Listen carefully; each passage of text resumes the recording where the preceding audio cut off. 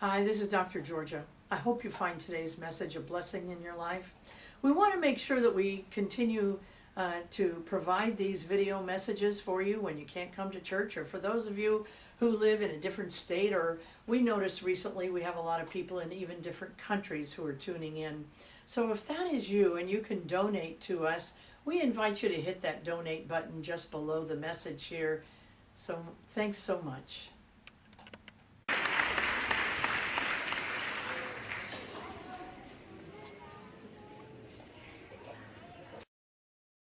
Well, here we are at the crux of the matter, so to speak. We have today with us an amazing speaker, an amazing metaphysician. You know, Reverend Deborah was one of the founding visionaries of Agape Center for Truth, Reverend Dr. Michael Beckwith's church in Los Angeles. She has been an amazing force for diversity education among corporate America.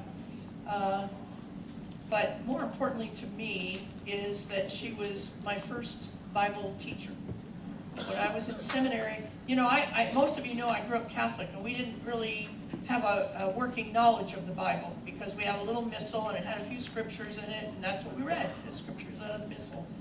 So, and I didn't like the Bible because I had it in my head that the Bible didn't like me because of the whole abomination, you know, all that stuff.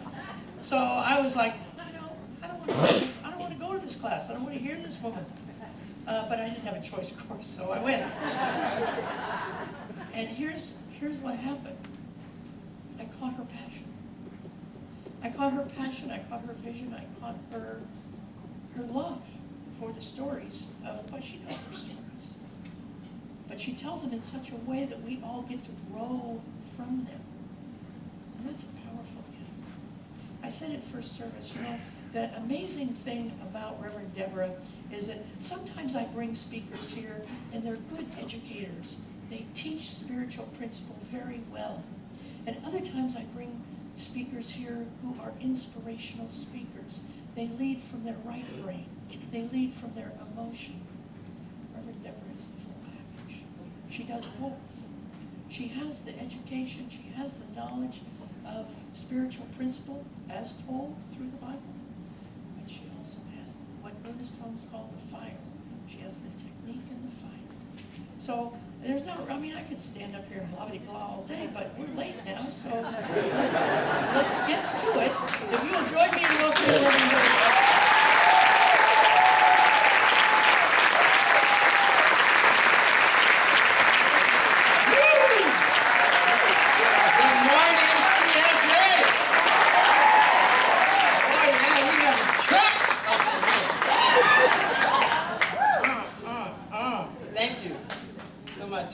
Georgia, and it's taken so long to get me here. We've been talking about this for such a long time, and it's so great to see so many familiar faces here. My center, Inner Life Ministries, is in Santa Cruz, California, and there are actually a number of my peeps and my practitioners that are now here with you. And can I have the Inner Lighters stand up in the house? So they can get ready.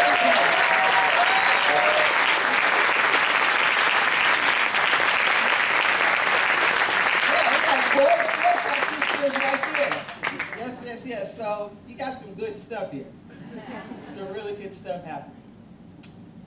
I'm so pleased to be here today, Palm Sunday, and I'm so pleased to be here at this particular moment in time in our history. As Reverend Georgia mentioned, I have been a Bible instructor at Holmes Institute, as well as the Agape University. And I too was beaten up with that same Bible. Growing up, you grew up Catholic, I grew up fundamentalist, charismatic, evangelical, Pentecostal. Call it the jumbo pack. And growing up gay in the midst of that is not pretty. It is not fun. So, and I bring that up to say that sometimes we throw the baby out with the bathwater. That we reject certain things because of what other people are doing with them. This is an extraordinary time in history. And I do want to do a bit of Bible background to put into context this moment and what Palm Sunday means. So Palm Sunday marks a particular time. It's the beginning of the Holy Week. Palm Sunday is actually the Sunday before Easter. Now, I know people are trying to figure out sometimes, why does Easter always jump around? You never really know like when Easter is. So let me solve the mystery for you. And I find it amazing growing up Pentecostal, where everything that had anything to do with astrology or whatnot was like evil, but Easter's tied to it. And even the word Easter is not in the Bible. That's the fertility goddess Esther. Ain't that funny? So Passover is the first full moon after the spring equinox.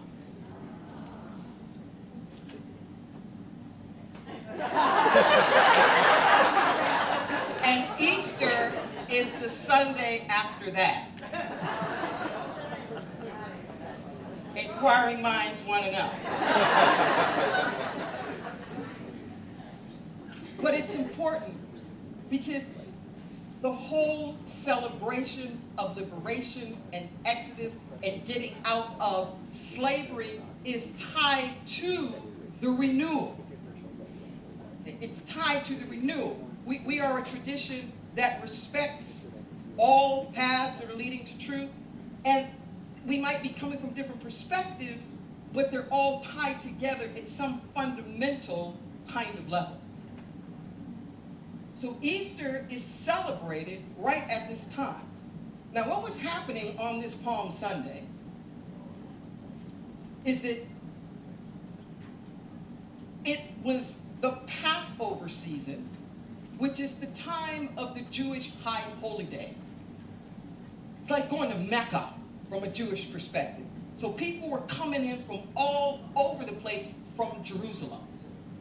All the different sects, the people who were the separatists, the ones who wanted to fight, the ones who were the merchants, like everybody's coming in. And it's not just the Jews in Jerusalem. It's everybody. It's the Romans who are the occupying leaders. It's the Ethiopians. It's the Samaritans. It's the Greeks. I mean, there's like all of these people who are here. What do they all have in common? They're under Roman rule. So if there was ever a time when there was going to be a rebellion, it would have been then. Knowing that, the Romans would send in their equivalent of the National Guard to keep peace. So they would send in the chariots, the big armor, and they would come in through the west and basically just try to intimidate everybody and say, don't even think about it. We the man up in here. So Jesus did something that's really, really strategic. And I wish I had time to talk about all the political strategies that were in things that Jesus would do, because we have so watered him down as some kind of pacifist. But that man, whew, he was all that. But you got to think about who this man is before I tell you what he did, to really get this full context. So you heard Devin here, right? Beautiful, beautiful poem. That was a lot of Jesus' story. That was a lot of Jesus' story. Now, I know we say the Virgin Mary, but I guarantee you, in Jesus' day, the last thing they thought Mary was a virgin.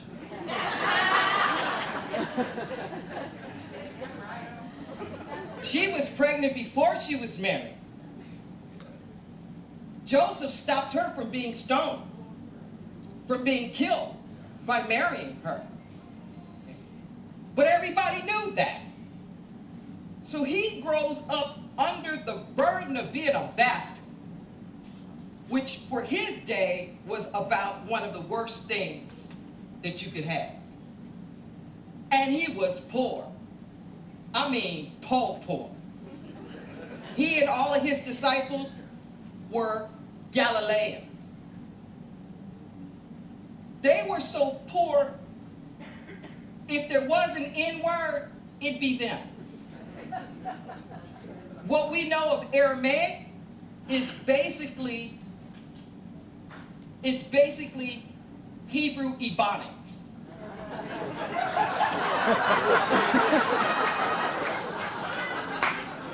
They were so poor, they had their own dialect.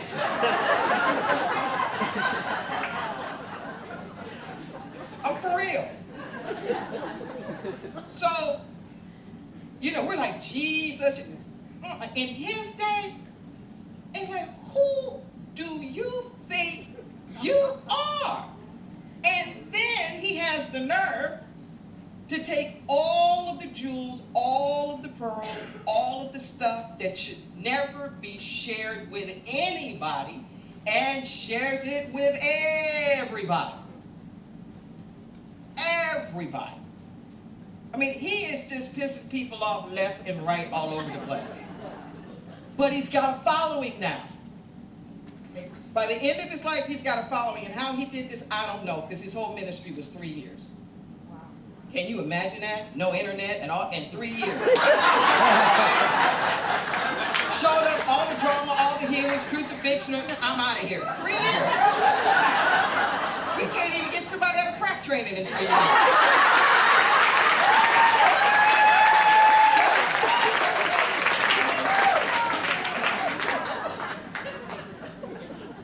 So he's in Bethany with Lazarus.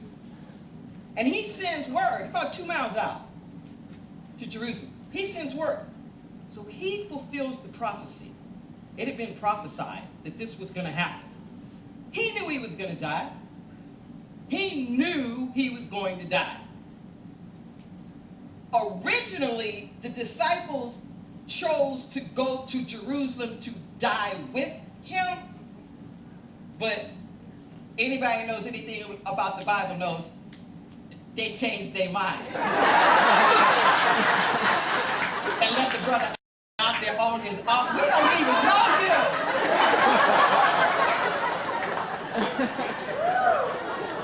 See, that's a whole nother sermon. That's a whole nother Oprah show.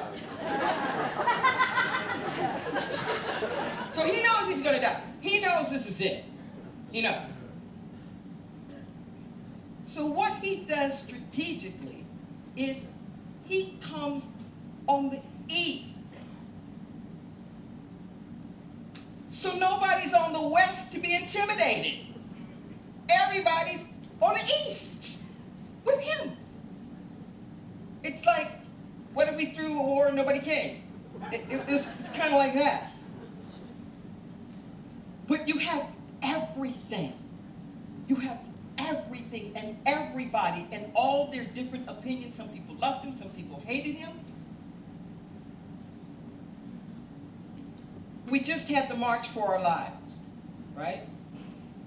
And we had the demonstrations against the slaying. I don't know, it's not his name I'm having trouble. It's just, yeah. Whew. Stephen Clark in his backyard with the police. And people have been trying to get out there in the streets and to make their voices heard. Well, that's what was happening now. People were out in the streets trying to get their voices heard. So a symbol in the day and still today is the olive branch, which is a symbol of peace. So the ones who were pro-Jesus came with their branches. They're waving them around. They're showing them. It's the equivalent of walking with their sign. This is their picket sign. There's no internet. This is social media. This is Facebook, this is Twitter, this is everything. This is who I am, and this is what I stand for. Are you with me? Yeah. Making it plain. And it's not just any one group, just like you have here, these symbols. It's all these different people who aren't even supposed to be talking to each other, who aren't even supposed to be speaking to each other. He creates the parable of the one who's the best neighbor, the good Samaritan. But most people don't realize the Samaritans you weren't even supposed to talk to. So he always did this twist about who was involved and who was included. Can you feel this heightened drama that's going on now? And it's still happening. It's still happening. There's that part of us that's at the West Gate, our ego with all of its armor, that's trying to keep the status quo, that doesn't want anything to change. We can see that in the collective, in the government, but it's also going on inside of us. There's that part of us, the Christ that knows, that's just riding it all calm on a little donkey. No drama, no fuss, no armor, just being. And with that very beingness being a rally point. Those who were close enough took the palms and laid them down on the ground, essentially creating a red carpet for him to come in on. Your thought is like your olive branch. Your thought is like this palm that you're going to get. What are you doing with it? If your thought and your consciousness was a sign that people could see that you were waving around, what would it be? What are you laying it down for to usher in? What are you laying down as the red carpet? Come on now. Okay? It's whatever you're giving all your attention to. That's your red carpet. Whether you like it or not. You don't even have to like the stuff you're giving your attention to. But if that's where your attention is, that's the sign you're holding up. Now, I know I might be stepping on some political toes here. And this is not anything about the candidates or the people. I'm using this as an example of a sign, and does your sign that you're carrying give your message? Those signs that said love trumps hate didn't have the candidate's name on it. The candidate that it was supposed to be for was not on the sign. So are your signs just talking about what you're against, or are they talking about what you're for? Because you're advertising what you don't want. If your name and your consciousness is not on the sign.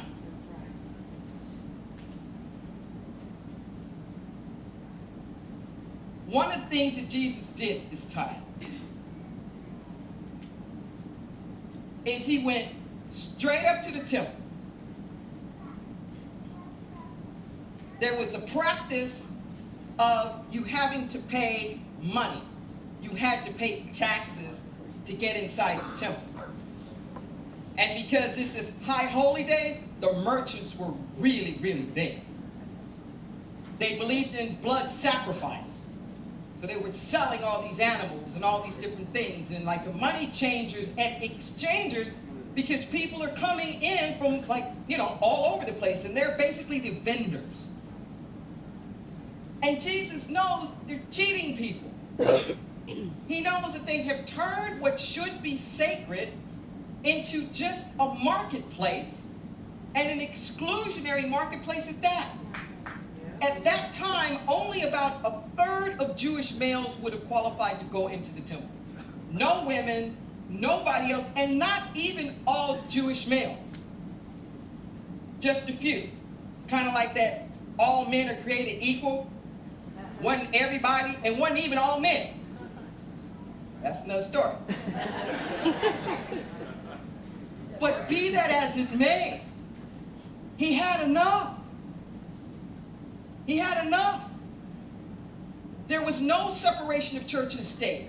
This was like the Vatican, the White House, the Supreme Court, like all in one. And you can imagine going up on the steps of the Capitol and burning the American flag on the 4th of July. It was about like that. So he goes up and he just disrupts. He just completely disrupts. Like, no, I ain't having it. Moral of the story, even Jesus got to the point where he said enough. Even Jesus got to the point where civil disobedience was what needed to happen.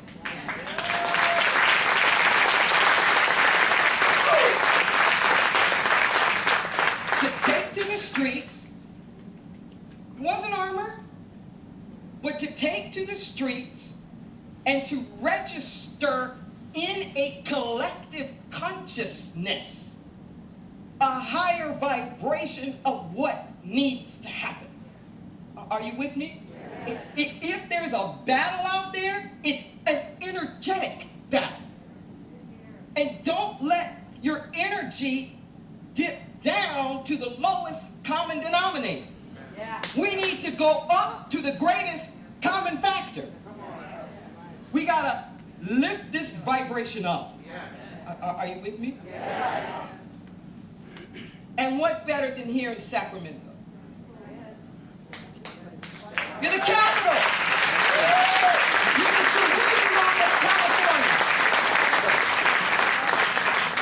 the Jerusalem of California. And do not underestimate the might of California. If California were a country, it'd be the 5th wealthiest country in the world. We've got that kind of power and we've got that kind of clout. You can look around the room and see exactly what I was talking about. You got all kind of people up in here from all over the place. Will you come to the party with an olive branch? Will you let your palms speak for you? Will you make it plain so there's no hiding out anywhere? So the people at your work, the people in your neighborhood, your family members that you don't even politically agree with, you don't have to beat them up with the palm. Just wave it. Or like we say in the gay community, let your freak flag fly.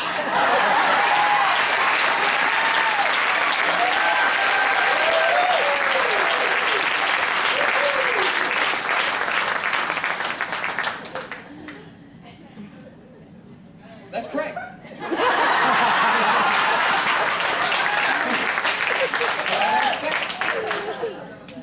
Turn within.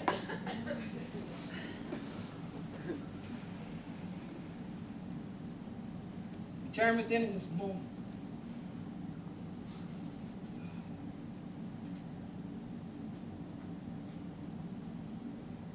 Can I have the piano player do a great job? You can do a little noodle on there.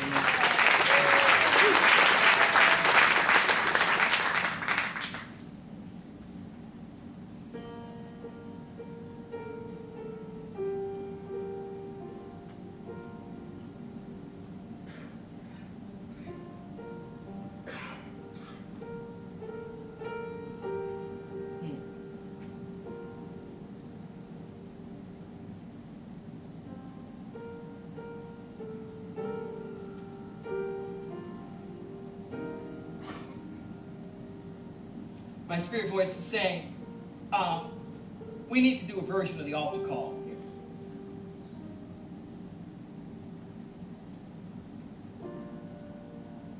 Anybody and everybody who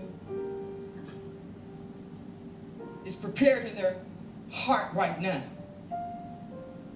to let go of anything and everything that is standing in the way of the Christ within them, coming into full power. Anybody that's ready to let that go, stand on it. Stand on up.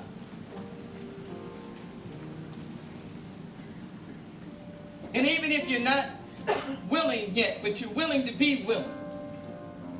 Willing to be willing to forgive. Whatever that's going to take. I want you to look around the room right now. See who's standing with you. This is the change. This is the transformation right here. We love each other. We support each other. We got your back in prayer. The road to this room has been a long one. Oh, it's been a long one. It's like if my friends could see me now. Thank you, Mother, Father God, for having brought us from such a mighty long way, and I wouldn't take nothing for my journey now. Nothing. In this moment right now, we dare to believe. We dare to believe that in God all things are possible. Looking beyond the facts, looking beyond the news, looking beyond the doctor's report and the credit report.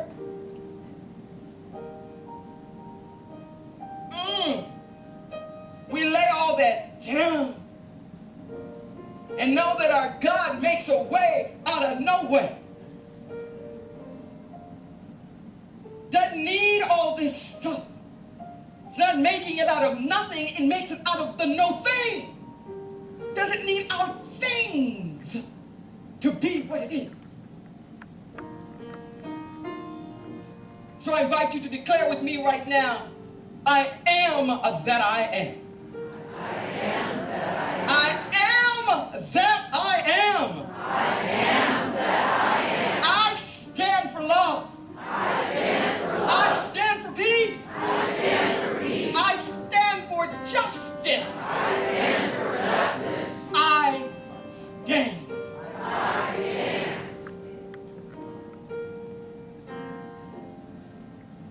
Breathe that in. And I know that anything and everything that we need, anything and everything that needs to happen in order for us to fulfill this most perfect will of the divine is here.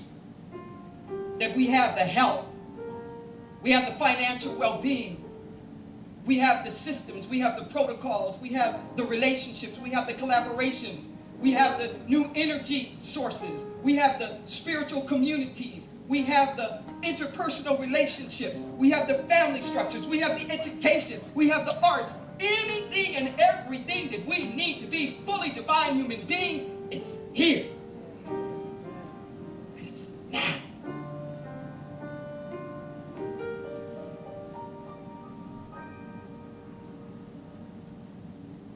We all say thank you. Thank you. Thank you. Thank you. Thank you. Thank you. And so it is.